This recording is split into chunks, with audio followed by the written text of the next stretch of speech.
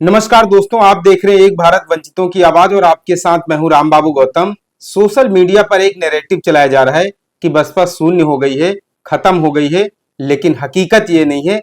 दरअसल एनडीए और इंडिया गठबंधन के बीच में इतनी मजबूत लहर और कांटे की टक्कर के बीच में भी बसपा ने 32 ऐसी सीटें हैं जहां पर 1 से 2 लाख और कुछ सीटें तो ऐसी हैं जहां पर 2 लाख से भी ज्यादा वोट हासिल किया है। अब मैं आपको बता दूं कि एक लोकसभा सीट पर करीब 20 से 30 लाख के बीच में वोटर होता है। मतलब एक लोकसभा सीट पर 10 लाख वोट पड़ता है और उस प्रदेश की, देश की जो भी 2 से 3 से 4 बड़ी पार्टियां होती हैं, उन्हीं 10 लाख वोटों में वो सारा वोट बढ़ता है।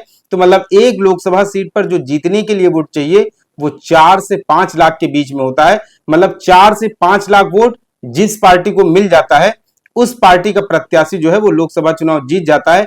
लेकिन कुछ एक ऐसी अपवाद वाली सीटों को छोड़ दीजिए जहां पर जो है कुछ बहुत ज्यादा चर्चित हस्तियां चुनाव लड़ती हैं, वहां जीत का अंतर ज्यादा हो जाता है। लेकिन सामान्य तौर पर 4 से 5 लाख के बीच में जो है वो चुनाव जो है वो जीता जाता है। लोकसभा का जो चुनाव होता है वो जीत लिया जाता है।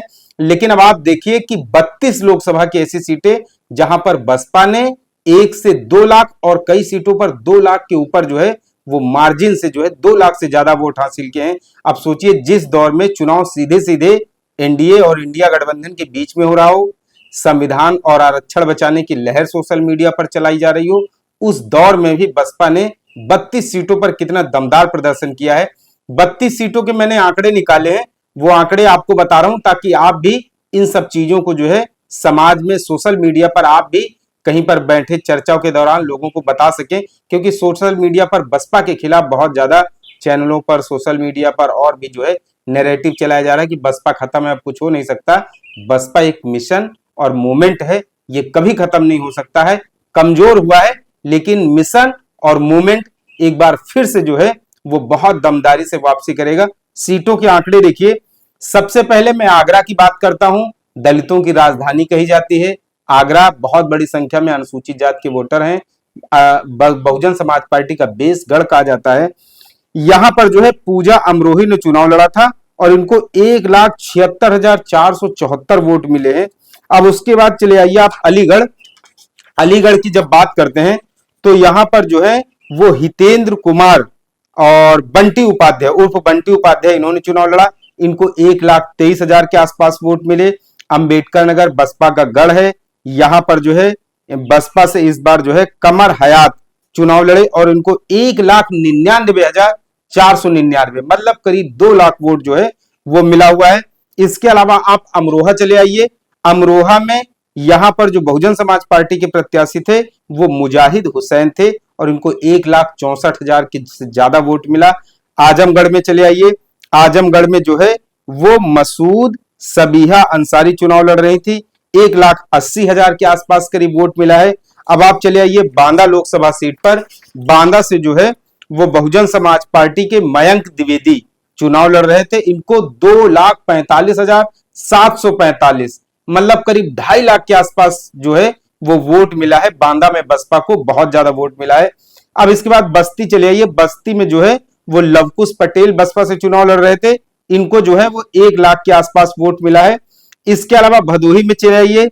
यहां पे हरिशंकर चुनाव लड़ रहे थे। 1,55,000 के आसपास यहां पर बसपा ने वोट पाया है। बिजनौर चले आइए। मैं कई वीडियो में बता भी चुका हूं कि बिजनौर और बांदा बसपा बहुत मजबूती से चुनाव लड़ रही थी। बिजनौर में चौधरी वीरेंद्र सिंह को जो है टिकट दिया था, जाट कैंडिडेट हैं और इन्होंने 2,18,986 वोट पाए हैं। मतलब बिजनौर में बसपा का बहुत बढ़िया प्रदर्शन रहा। अब बुलंदशहर में चले आइए। नगीना से चुनाव जीते थे गिरीश चंद्र। इनको बुलंदशहर से इस बार लड़ाया गया था और इनको जो है गिरीश चंद्र को 1,17,000 वोट मिला। इसके अलावा अब आप चंदौली में चले आएंगे अगर, तो चंदौली में जो है बसपा के सत्येंद्र कुमार मौर्य इन्होंने चुनाव लड़ा था और इनको 1,59,000 से ज्यादा वोट मिले।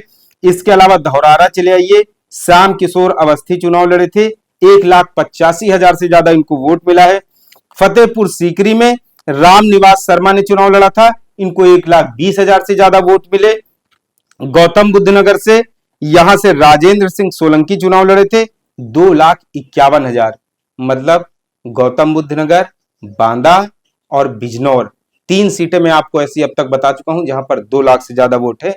आप भी ध्यान रखें, गौतम बुद्ध नगर, बांदा, बिजनौर, 3 सीटें अब तक मैं आपको बता चुका हूं। इसके अलावा गाजीपुर चले आइए, बहुत चर्चित सीट थी, 2019 में ये बसपा के पास थी, अफजाल अंसारी सांसद चुने गए थे। गाजीपुर से उमेश कुमार सिंह को टिकट दिया गया था, 1,64,000। घोसी चले आइए, घोसी में बाल कृष्ण चौहान, जी हाँ, वोट मिला है 2,09,404। 2 लाख से ज्यादा घोसी में भी चुनाव लड़ा है। यहां से जो है घोसी से अतुल राजीव राय थे इंडिया गठबंधन के, और भाजपा ने जो है भाजपा की तरफ से अरविंद राजभर, जो कि ओबी राजभर के बेटे हैं, ओपी राजभर के, उनको चुनाव मैदान में उतारा गया था। तो घोसी में भी बसपा ने 2 लाख वोट पाए हैं, सोचिए। और इसके अलावा हरदोई से भीमराव अंबेडकर ने चुनाव लड़ा था, इनको जो है 1,22,000 वोट मिला। हाथरस में देखिए बहुजन समाज पार्टी को जो है 2 लाख से ज्यादा वोट मिला, और यहां पर जो है हेम बाबू धनगर चुनाव लड़े थे। तो गौतम बुद्ध नगर, इसके अलावा बांदा, बिजनौर, और एक मैंने आपको और सीट बताई है, ये बाल कृष्ण चौहान वाली घोसी, यहां पर 2 लाख से ज्यादा वोट मिला। और इसके अलावा जो है ये हाथरस सीट पर बहुजन समाज पार्टी ने 2 लाख से ज्यादा वोट पाया है। जालौन में सुरेश चंद्र गौतम, ये भी बहुजन समाज पार्टी से हैं, थे, 1 लाख से ज्यादा इनको वोट मिला है। इसके अलावा जौनपुर चले आइए, जौनपुर में श्याम सिंह यादव, हालांकि वहां पर जो है ऐन वक्त पर इनका टिकट हुआ था, क्योंकि वहां से जो धनंजय सिंह हैं, उनकी पत्नी जो है उनका शशिकला रेड्डी, वो चुनाव लड़ रही थी, उनका जो है उन्होंने टिकट वापस कर दिया था, अन्यथा ये सीट बसपा जो है जौनपुर में जीत जाती। लेकिन 1,57,000 यहाँ बसपा को वोट मिला है। इसके अलावा लखीमपुर खीरी आप चले आइए, यहाँ पर अंशय कालरा, 1,10,000 इनको वोट मिला। और लालगंज, आजमगढ़ से सटी हुई, आजमगढ़ की ग्रामीण Lok Sabha seat, Indu Chaudhary professor BHU की चुनाव लड़ रही थी, और इनको 2,10,000 के आसपास जो है वो वोट मिला है इंदु चौधरी को। मैं लालगंज सीट पर खुद गया था, इंदु चौधरी जी का इंटरव्यू भी किया था, वहां पर लहर जबरदस्त थी। लोग कह रहे थे इंदु चौधरी का अगर टिकट पहले हुआ होता तो वहां पर बसपा की जीत पक्की थी। मछली शहर में बसपा को 1,57,000 यहाँ पर वोट मिला, कृपा शंकर सरोज चुनाव लड़ रहे थे। इसके अलावा मथुरा, जहां से हेमा मालिनी चुनाव लड़ रही थी, वहां बसपा ने बहुत बेहतरीन प्रदर्शन किया। सुरेश सिंह को करीब 2,88,000 से ज्यादा वोट मिले। मिर्जापुर आप चले आइए, यहां से मनीष कुमार को 1.5 लाख के आसपास बसपा के प्रत्याशी को वोट मिला।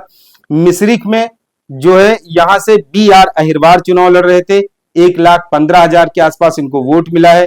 मुजफ्फरनगर से बसपा के दारा सिंह प्रजापति लड़ रहे थे, 1,43,000। इसके अलावा जो है सहारनपुर से बसपा ने जो है वो माजिद अली को उतारा था, 1,80,000 के आसपास वोट मिला।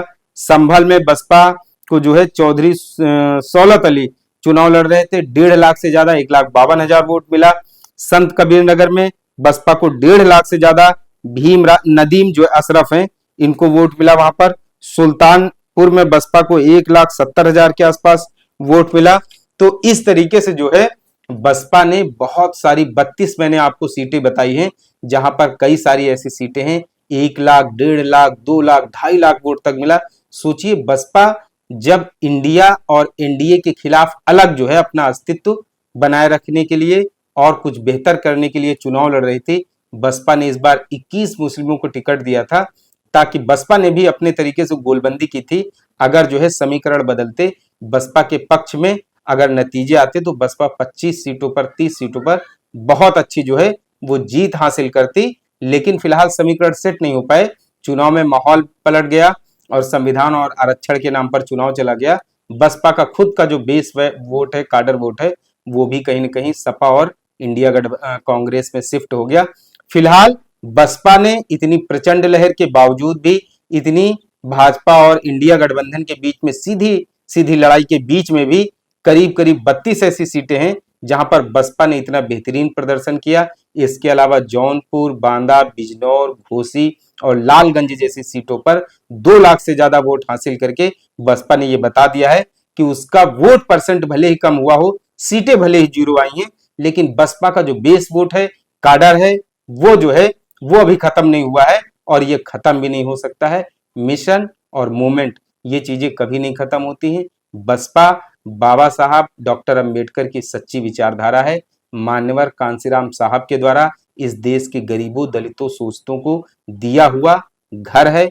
लोग घर को छोड़ करके थोड़ी कुछ चीजें हैं, नाराजगियां या फिर कभी कभी रणनीति जो है वो काम नहीं कर पाती है, तो घर छोड़ करके कुछ लोग थोड़ी देर के लिए नाराज होकर के बाहर जरूर जा सकते हैं, लेकिन आना सबको इसी घर में है। मान्यवर कांसीराम साहब ने इस देश के शोषितों, पिछड़ों को, अति पिछड़ों को, गरीबों को, दलितों को जो राजनीतिक घर बना के दिया है, एक न एक दिन इसमें वापसी जरूर होगी सबकी। घर जो है फिर से समृद्ध होगा, खुशहाल होगा, बसपा की वापसी होगी।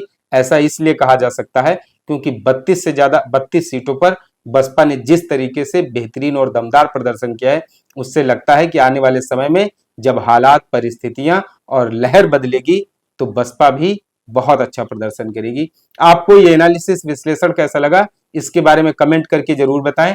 आपसे अपील है कि आप एक भारत को शेयर और सब्सक्राइब जरूर करते रहें, जिससे कि शोषितों, पीड़ितों, वंचितों और मजलूमों की आवाज को सत्ता के शीर्ष तक पहुंचाया जा सके। धन्यवाद।